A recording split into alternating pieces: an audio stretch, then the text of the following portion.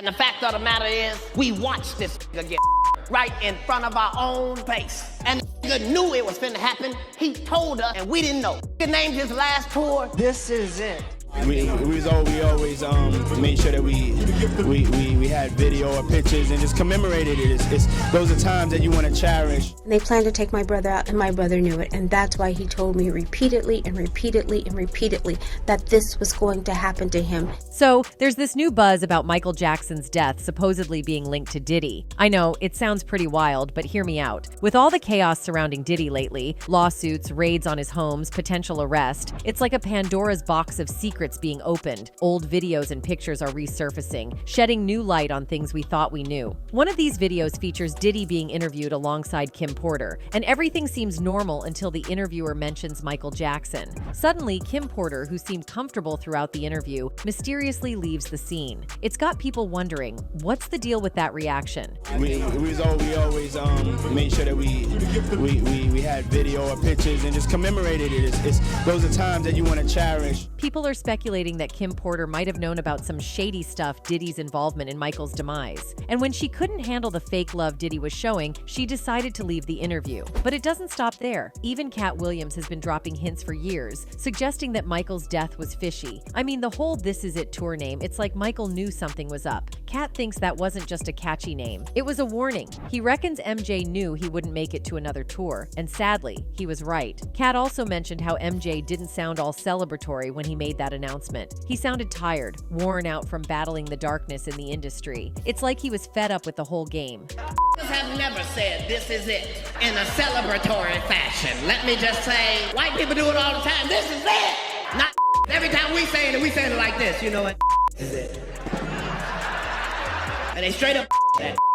This will be it. Now, the idea of Diddy being directly involved in Michael's passing might sound a bit far out, but some are saying he could have some serious insider knowledge. Who knows what he might know, or who he might be ready to throw under the bus to save his own skin. All right, let's dive into the events of June 25th, 2009, a day that rocked the music world to its core. The most decorated musician in history found lifeless in his LA pad at just 50 years old. MJ wasn't just lounging around, he was gearing up for a massive comeback with his This Is It tour. London was about to get a taste of the king of pop, but sadly, that never happened. The news of his passing spread like wildfire, and suddenly, the world seemed to stop spinning. The media went into overdrive, covering every minute detail of MJ's death. Some big shots even griped that it was overshadowing other important stuff going on in the world. So here's how it all went down. Michael's personal doc, Conrad Murray, found him unconscious after giving him some meds to help him catch some sleep. He jumps into action, starts CPR, and calls for backup. Murray's distress call to emergency services was swiftly followed by the arrival of paramedics who tirelessly worked to revive Jackson for an agonizing period of 42 minutes at his residence. Despite their relentless endeavors, the gravity of the situation became apparent as Jackson was transported to the hospital at 1:14 p.m. From there, medical professionals at the Ronald Reagan UCLA Medical Center engaged in a valiant battle to resuscitate him for over an hour. Tragically, their efforts proved futile, and Jackson was pronounced dead at 2:26 p.m. There were conflicting reports swirling around about Michael Jackson's health leading up to his untimely death. Some biographers painted a picture of a man struggling with various health issues, including insomnia, lupus, vitiligo, and low body weight. They even mentioned that his family was concerned about his well-being and had urged him to seek medical help. Additionally, there were mentions of past battles with prescription pain medication addiction, a fact confirmed by his dermatologist. However, there were also accounts from medical professionals who claimed that they had seen MJ just days before his passing, and he appeared to be in good shape both mentally and physically. And get this, members of his stage crew, who had been with him the day before his death during rehearsals, described him as healthy and full of energy. The rehearsals even went on until past midnight, and MJ spent time with fans afterward. It was only later that he began experiencing insomnia. In the early hours of June 25th, 2009, MJ reached out to Dr. Murray for help with his sleep issues. The doctor administered a mix of medications to help him doze off, including propofol, which MJ had used before for sleep. Despite multiple injections, he still couldn't drift off. By around 10:40 a.m., MJ was still wide awake, prompting Dr. Murray to give him propofol diluted with lidocaine. Following Michael Jackson's tragic passing, a detailed autopsy shed light on concerning findings that raised eyebrows among investigators. It was revealed that the iconic musician had been administered a cocktail of potent medications, including benzodiazepines such as midazolam and lorazepam, along with propofol, a powerful anesthetic. These substances, combined with additional doses of diazepam and Ativan, proved to be a fatal combination, underscoring the gravity of the situation. Despite the alarming presence of these substances in his system, the autopsy painted a picture of overall physical health for Jackson. Remarkably, his heart exhibited robust strength, with the only notable medical condition being a relatively inconsequential chronic inflammation in his lungs. Moreover, he maintained a healthy weight, and his pulmonary function appeared optimal, with arteries free from significant plaque buildup, save for a minor accumulation in one leg. However, the autopsy findings took a sinister turn as the Los Angeles County Department of Medical Examiner Coroner released its ruling on August 28th. Jackson's death was classified as a homicide, attributed to a lethal combination of intoxication, notably involving propofol and lorazepam. Contributing to this fatal concoction were diazepam, midazolam, ephedrine, and lidocaine. Despite these revelations, the complete toxicology report remained confidential. Dr. Murray went to court on September 27, 2011. He was found guilty of involuntary manslaughter only 24 days later. His punishment was decided 5 days after he was found guilty. He was kept in jail without being allowed to pay money to leave before the trial. The jury had to think about many things before deciding if Dr. Murray was guilty. Dr. Murray said he was innocent and that he tried to help Jackson by doing CPR on him. Your Honor, I am an innocent man. I therefore plead not guilty. But other doctors said he did it wrong because he did it on Jackson's bed, not on a hard floor like he should have. Also, Dr. Murray only used one hand for CPR when doctors usually use two hands. He should have known this because he's a doctor. It's okay to use one hand for CPR on kids, but not on adults like Jackson. Another thing that made people angry was that Dr. Murray didn't call 911 when Jackson was in trouble. He said he didn't call because there was no phone in the house and he didn't know the address. But later, they found out he made many calls on his phone during that time.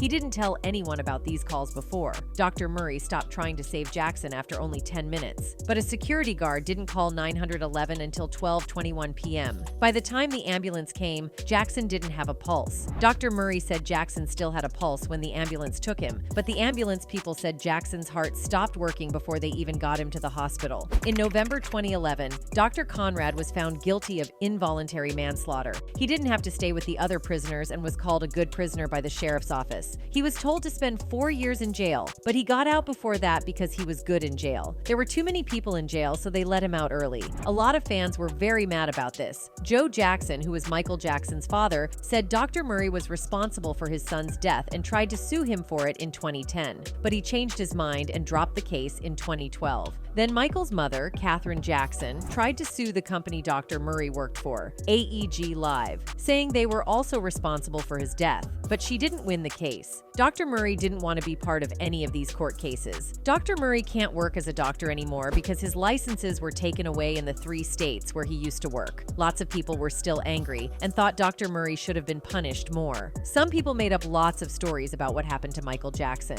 One idea was that someone wanted to get rid of him on purpose and that Dr. Murray helped them do it. People asked why a doctor like him would give so many when he knows it's dangerous. They also wondered why he didn't tell the ambulance people and other doctors about the overdose so they could help Michael Jackson. Some people think that maybe Dr. Murray was promised he wouldn't get in big trouble if he helped. They said maybe he took the job for that reason. Other people think that maybe Dr. Murray was just blamed for Michael's death, and it was really someone else's fault. They think these powerful people wanted Michael gone, and Dr. Murray was just a pawn in their plan. Now, Michael Jackson's family is still on a quest for answers about what really went down with him. Even his sister, LaToya Jackson, thinks there's something shady about how her brother died. I truly feel that Conrad Murray is simply the fall guy.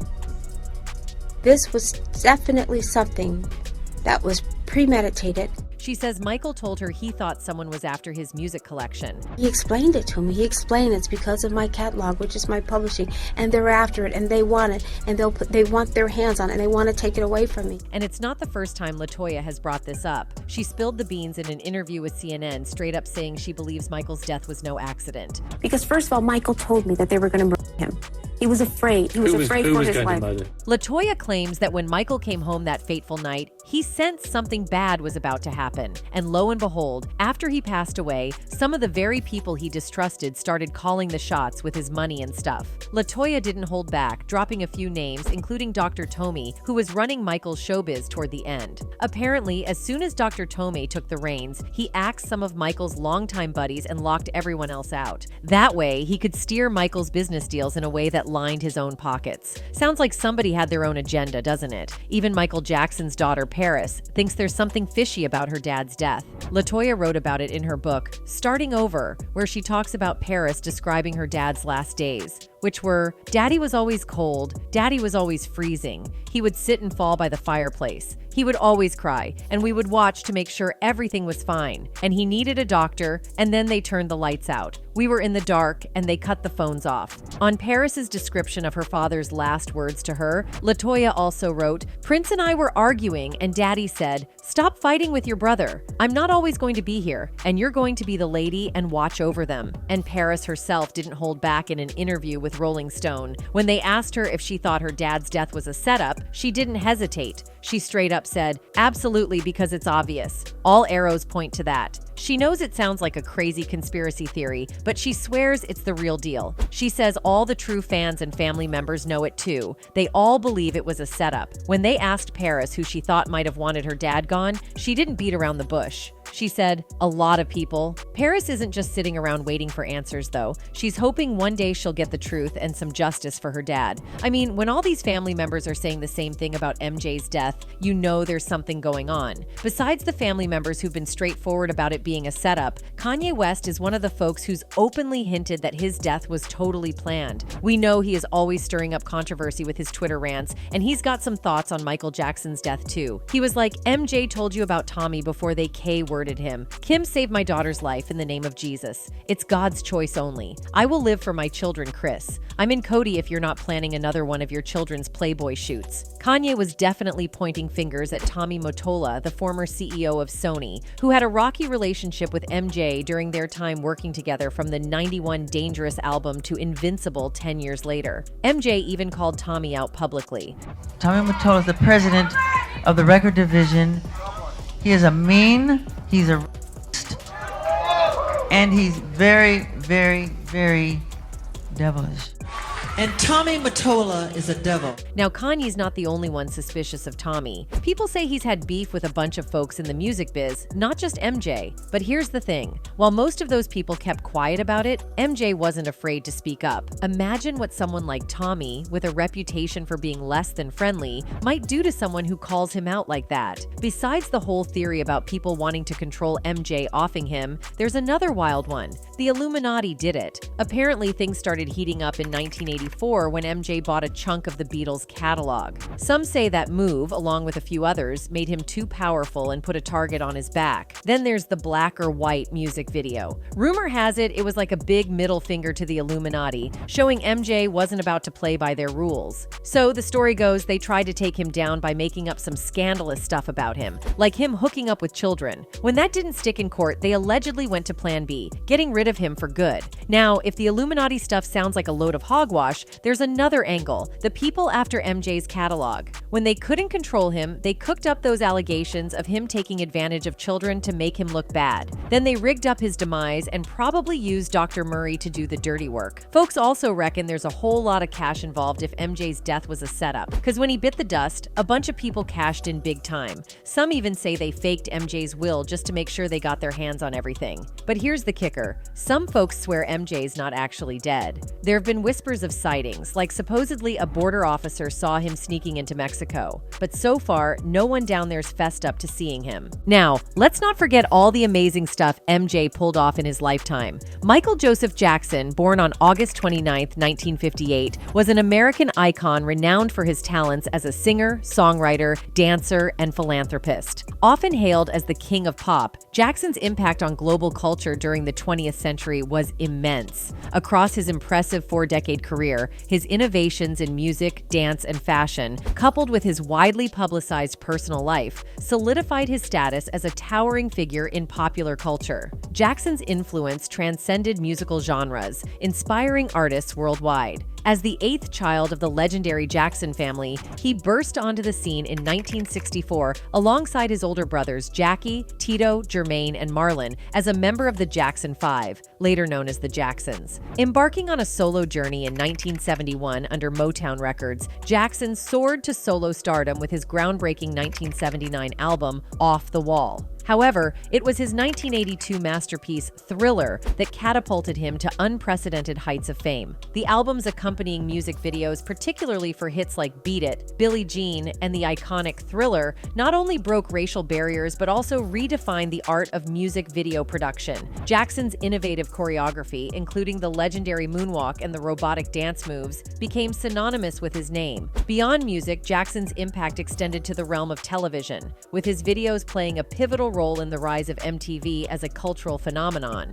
He continued to push boundaries with subsequent albums such as Bad, 1987, Dangerous, 1991, History, Past, Present, and Future, Book 1, 1995, and Invincible, 2001. Thriller remains the best-selling album of all time, while Bad achieved the feat of producing 5 U.S. Billboard Hot 100 #1 singles, a testament to Jackson's unparalleled talent and lasting influence on the music industry. He's known as one of the best-selling music artists of all time, with estimates of his sales ranging from 400 million to 1 billion. He holds the record for the most #1 singles by a male artist in the Hot 100 era, with an impressive 13 chart toppers in the U.S. during his solo career. His impact went beyond music. He was recognized by 3 different U.S. presidents. Ronald Reagan awarded him a Presidential Public Safety Commendation in 1984 for his humanitarian efforts, while George H.W. Bush named him Artist of the Decade in 1990. Additionally, Bush honored him as a Point of Light ambassador in 1992 for his work with disadvantaged children at his Neverland Ranch.